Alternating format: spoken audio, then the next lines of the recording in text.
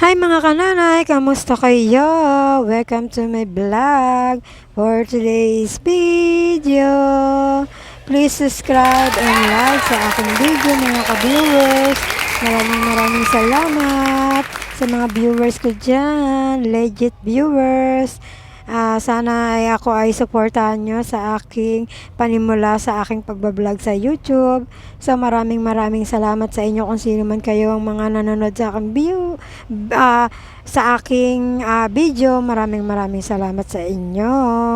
So ngayon kami ay gala-gala lang kasama ang mga chikiting ng aking hipag at ng aking ng aking kapatid. So walang akong kasamang bata doon.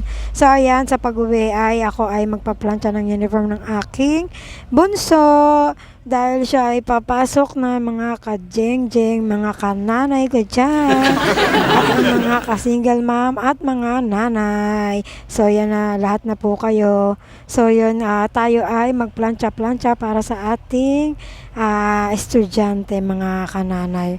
So yan nga ang gawaing bahay ng inyong nanay sa araw-araw.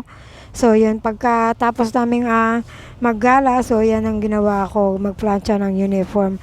Tapos naisipan kong anong tawag doon, mag general cleaning sa aking tindahan dahil sobrang dami ng alikabok talaga.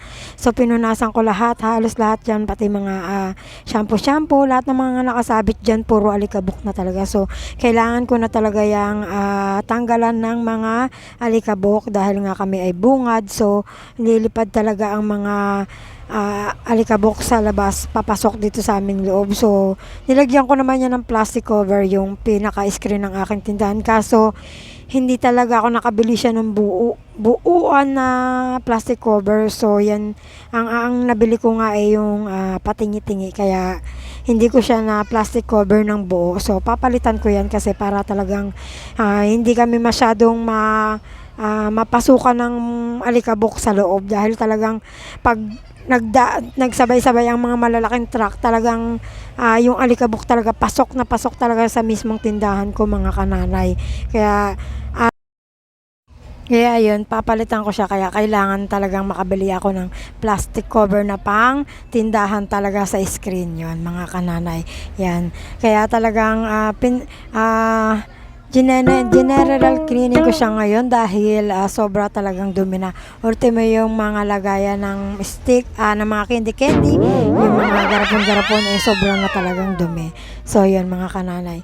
Kaya kailangan paminsan-minsan din talaga general cleaning ang tindahan dahil sa sobrang alikabok, at nililipad yung mga alikabok sa labas, papasok dito sa loob pag dumadaan ng mga malalaking truck, mga kananay. So yun, please subscribe and follow sa aking YouTube channel, mga kananay.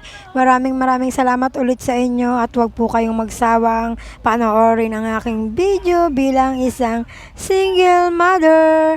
Bye!